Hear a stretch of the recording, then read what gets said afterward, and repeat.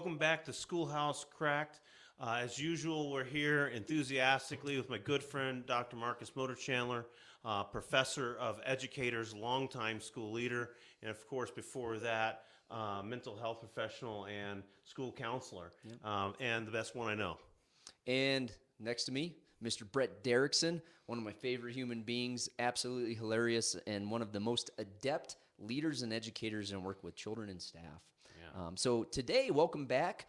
As always, before we get into it, be sure to like and subscribe to us on Facebook, YouTube, and download our podcast on any of your favorite podcast channels. As always, send us your feedback, send us your thoughts. We love to integrate and incorporate audience feedback and your ideas. But based off some feedback we've gotten recently, Brett, and our last episodes on coming back to school and join the classroom, kind of a segue into that from some of the feedback, and this was feedback from one of our audience members this last week, was soft skills and what they are and how do we actually teach them. So we're not talking about do I know how to do X standard in my algebra class, but the skills that we know are applicable across content within the job fields all the way into adulthood. How do we teach them in schools, and how do we teach them at home as parents? Yeah, let's just I don't know, something about how you said soft skills irritated me so bad I can't even speak about it. That was a setup. Oh, good. I didn't tell you. I'm like, man, I think we all know that soft skills, and I hate to, be patriarchal in the use of language or anything, but we're simply saying something about these skills that are either unique or different, or you and I like to use the word nuanced. Yeah, they're absolutely. not soft, they're essential. Mm-hmm. They're what employers want. It's what I want out of my children. It's what I expect out of myself. It's what I expect the audience to wonder about you and I. Yeah, we have 40 years plus of experience in education, but you could probably pull any two middle-aged men together who've made a career out of education. Lame middle-aged white men with a camera and a microphone, and they probably have 40 years of experience. Absolutely. Yeah. And does the audience know if I was a strong, medium, or weak soccer coach, strong, medium, or weak social studies teacher, strong, medium, or weak school leader? They don't. Is middling an option? Yes, for sure. Fledgling, 40 years of fledgling. No, the point is that what we're talking about is everything we really want out of our children that you can't easily write into a curriculum. You can't put it in a textbook necessarily. Yeah, absolutely. So, but there are ways, and what I think what we're going to try to get to, is ways that we have seen how schools and how parents and families and communities can design these things. Marcus and I both agree, and it's not really about agreeing. There's some things that are just known in knowledge that every human being is made up of nature and nurture. Mm-hmm. We can't do anything in schools about the nature. What we're working on are the learned behaviors. I'm going to share real quickly a brief story about my two oldest children. My Dr. Motor Channel Marcus here asked me about, how's your week going? How's your family doing? As we were getting set up for the podcast. I'm like, we've had a really interesting week, a really great week. And I was just speaking as a family. My middle son is an incredible athlete, and he's had intense success, particularly this week. As a young athlete as well, a lot of success. Yeah, he's kind of like a progeny or whatever, however you'd say that. But this week he started to demonstrate for me going beyond being a joyful leader and a jovial personality in the dugout. Baseball is what he's playing at this time.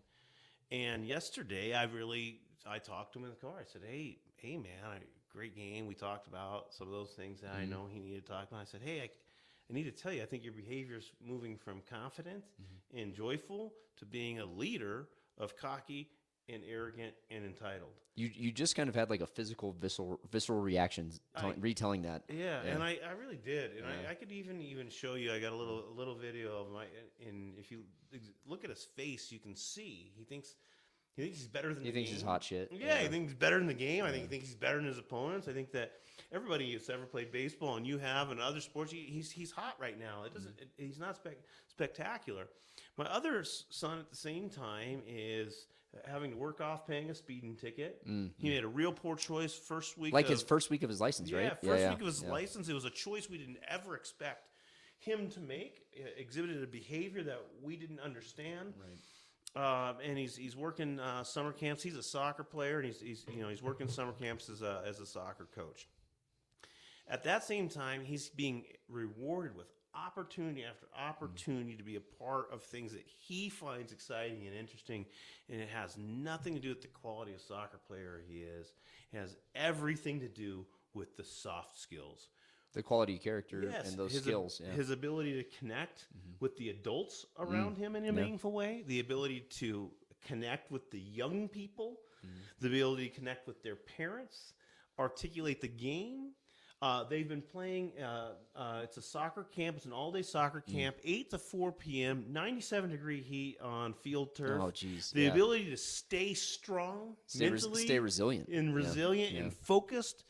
Folks, those are the essential skills or an aspect of the social skills. What are they, and how do we get them to our kids in schools? So you hit on a great point, because there's a lot of term confusion here when we talk about soft skills. So depending on the field, we talk about the same things differently. So a psychologist and a counselor will name them one thing. A educator will name them another. An economist will name them another. And ultimately, we're talking about the same things. We're talking about the same things that lead to success, both in school as a child and then after they leave school. And so that term confusion caused a lot of problems for us. So we say soft skills, we say social skills, we say non-cognitive skills. And that means 100 different things depending on who you're asking. But what it boils down to is several different things. And we have some differing opinions on what some of these, quote, soft skills are. But one of the things that always stands out to me is how uncomfortable we've been as educators over the last 20 years maybe, intentionally embedding those into our instruction, and as parents, us intentionally speaking about them at the dinner table at night. Yeah. I know as a parent, and I know you have different conversations at home because of your experience in education, but I know most parents, in my own personal experience growing up and seeing my nieces and nephew, when you get home from school, what's usually the first question your parents ask you about school? Hey, how was your day? Yeah, how was your day? Mm-hmm. It was good. Mm-hmm. And then... What does good mean? Yeah, what does good mean? That was fun. I don't have any homework tonight. And the depth and complexity of that conversation typically continues to focus on like surface level content, right? Like I had a tough math test. PE was fun. Susie and I got into a fight, right? And not talking about kind of those other things. Well, Susie and you got in a fight. Tell me more about that. Like what was it precipitated upon? We had a really hard math test today. Like, did you feel prepared? What did you do to prepare? It was tough. How did you feel after a very tough exam? What are you going to do differently next time? Those are the level and depth and complexity of questions that begin to elicit a student's reflection on their own building of their soft skills.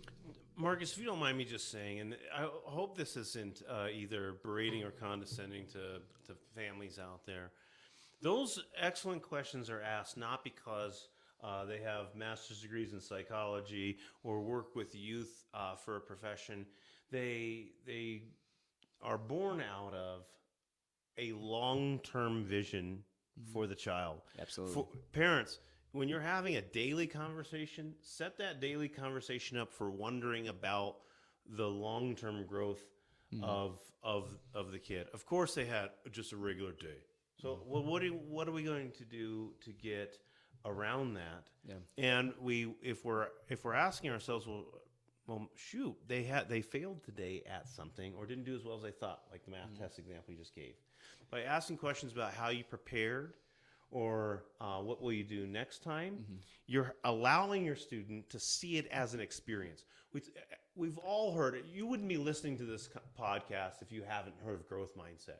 Yeah. We're all wondering what those things Definitely. really mean. So when I'm having a daily conversation with my child, I'm thinking about how that fits into the full experience of their life. The roadmap, yeah. Right. And so, I failed this math test or it didn't go like I thought. And then asking those follow-up questions is because it's okay that they didn't do well today. I'm wondering about how I can steer this conversation. That's not an end point in time. Right. Yeah. And it's not about what you should have done. It's about what we're going to do. So whether you're a teacher, whether you're a student, whether you're a parent, whether you're a business person, if you want the students to develop skills that transcend time, soft skills, essential skills, non-cognitive skills like Dr. Motor Chandler's talking about.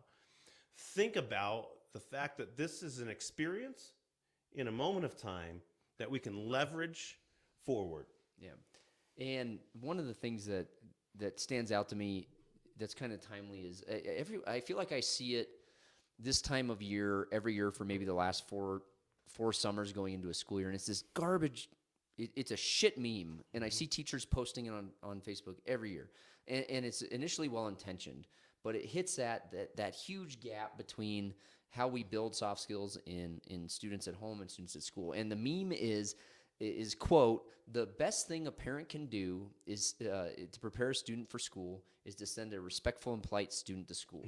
And I'm sorry, it's garbage. I hate it because it's an oversimplification of what it means to be polite and respectful.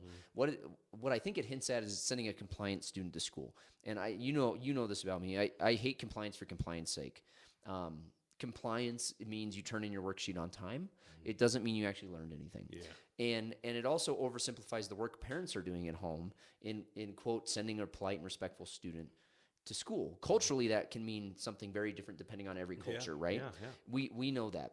But also, if a student is polite and respectful, so your eldest who is advancing through these ranks because of who he's been identified as a person, as a leader, and having skills that help him in a team environment, that's not just polite and respectful. That was thousands of conversations over years and years and years and years. And things like that about sending a polite and respectful student to school, oversimplify it. Yeah, how about sending an authentic, genuine, best person? I mean, the point is with my son, and I do want to celebrate him. I'm not going to be unabashed about that because I'm also going to turn around and nail my other son. But the point is like what is really shining through, folks? Like when he's getting these invitations to come back and be a coach, getting these opportunities, is that he's authentic, caring, observant, enduring.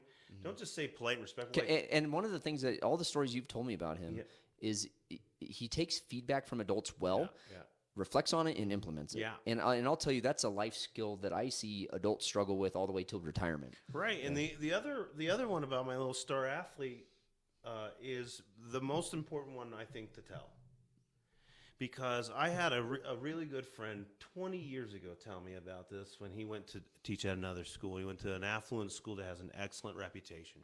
He said, parents think because their students excel at school and they excel at sports that they're good people, and they're wrong. Yeah, here's the point. Absolutely. I don't care if my son hits 1,000 home runs. If he's not a good person, caring to his future wife, attentive to his children, involved in his community, kind to his teammates, then I could care less if he hits enough home runs to get into the Hall of Fame. Folks, that's the same thing with grades and at whatever level that you want. Yeah. They're not achieving if they don't have these essential skills. The essential skills are interpersonal. They're communicative. They are based on organization. They are based, like you said, on reflection and an ability to address oneself, self-regulation. So what we're saying here in our podcast to our writer is that schools can and should work on things, even though these are values loaded. They're not soft. They can be defined. Right. They can be designed into the learning environment. And most importantly, if I just say something super shallow, if any administrators or teachers are out there listening, number one, they simply can be celebrated. Do not celebrate things that you don't care about. I don't care about home runs. That's knuckles in my house. Finding out that maybe my son spent extra time helping another teammate work on their game, that's something to celebrate. Yeah. So celebrate what you really care about. So then that's the next question, Brett, from our writer, the person who wrote in school, when we intentionally embed these skills into our instruction, what does that look like? Well, first of all, it just means verbalizing it. I mean, there's layers to the onion of complexity. Yeah, of course. Yeah. But number one, if you're a teacher, maybe this is overwhelming. You're starting with students next week or in 2 weeks, and there's not a curriculum for this, or you haven't read a book yet. Don't run out and read a book. Just simply, really verbalize and acknowledge what you're doing. So maybe we're doing an activity to learn a very specific content-based thing, but we're going to do an activity that requires collaboration. Just call it that. Say, hey, this is collaboration. what does good collaboration look like? What does poor collaboration look like? Identify what those things are, and then say, well, let's just work then on being an active listener. Whatever it is that the students identify. So naming the skill. So students have that vocabulary for skill identification, and the language in which we praise students, and that's something we've both been guilty of early in our careers. Is that we praise behavior that on the surface is a positive behavior. So compliance, raising your hand and asking a question, turning your homework in on time. But going out of your way to recognize, identify, name, and then praise that specific skill, and then using that language consistently embedded in your instruction, embedded in your curriculum, and embedded school-wide. So we talk about positive behaviors of support. We talk about multi-tiered systems of support. And to be frank, nobody does it well. If that offends anybody or upsets anybody, I'm sorry. I've been in enough places, nobody does it well. We do aspects of it very well, but one of the things that I think is imperative to success of any of those programs in a school is consistent use of language around that skill development. And you can't name and identify and praise it differently than me, because ultimately we're going to have the same student in our classes. You might be the history teacher, I might be the science teacher, and if we're identifying that skill differently, recognizing it, praising it, and teaching it differently, it's going to create some confusion for that kid. Yeah, absolutely. And even in addition to that is being intentional about that school-wide. So if we're talking to schools, so we were talking to parents earlier, ask the right questions, celebrate the right things. If your student is doing well, it's work ethic.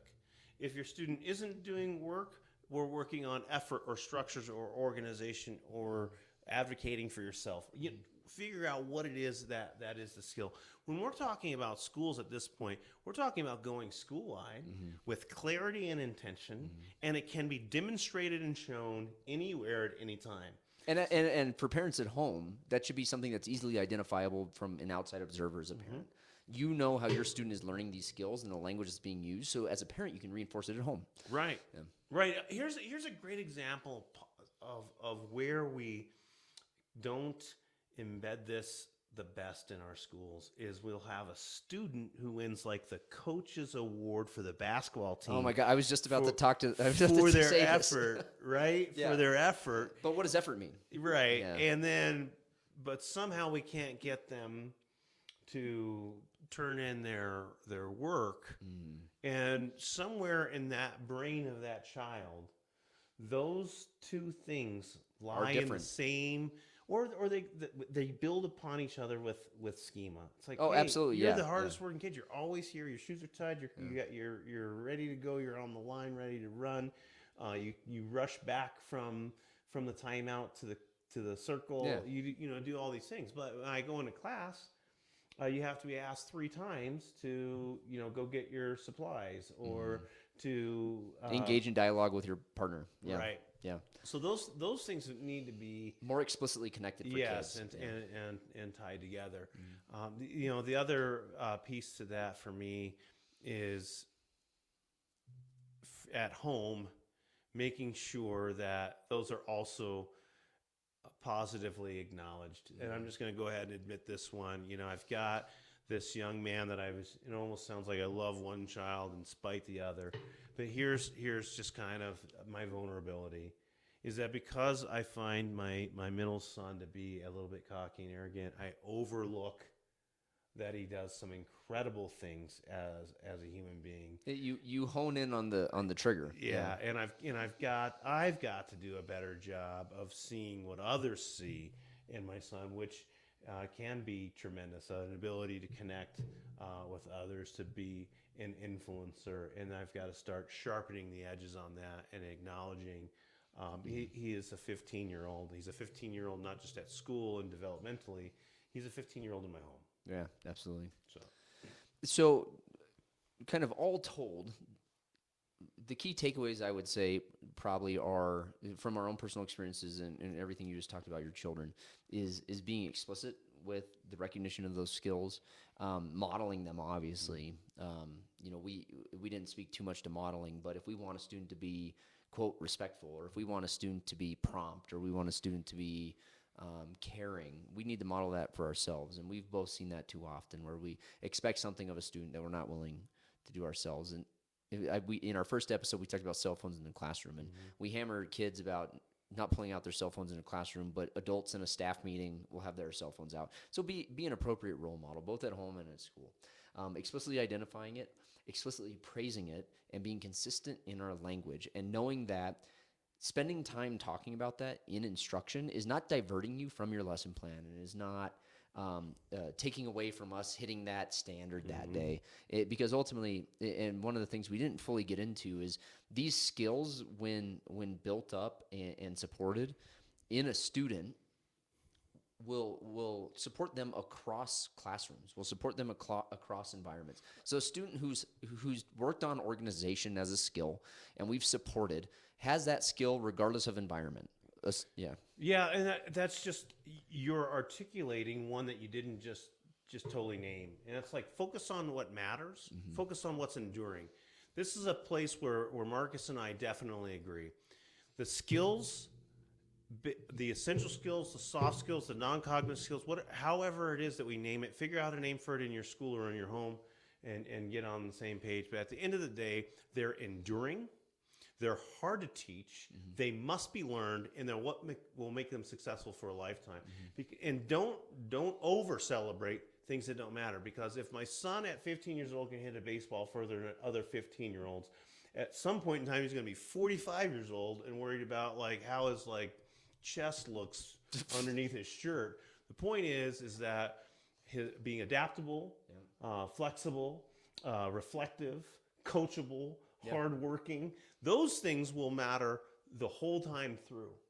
And so, ask yourself in your home, what should my kids really be learning? Because it's not biology. I mean, I love biology. It's essential. I'm glad that my doctor knows biology. I'm 45 years old. I earn a really good income, and I couldn't, pass a 9th grade biology multiple But do you choice know test. mitochondria is the powerhouse of the cell? I know that mitochondria is a word used in biology classes. But really, folks, take a look. Your school does have them. Your state does have them written into the state standards. If you own or operate a business, or if you manage people, that's what you really want out of your employees. We've all said 1,000 times before in education, there's something about that kid, I know they're going to be successful. Yeah. And we say that when they're not, they just don't quite fit the perfect mold of a student, but we know they've got something. Well, that something is nameable, discernible, measurable, and teachable.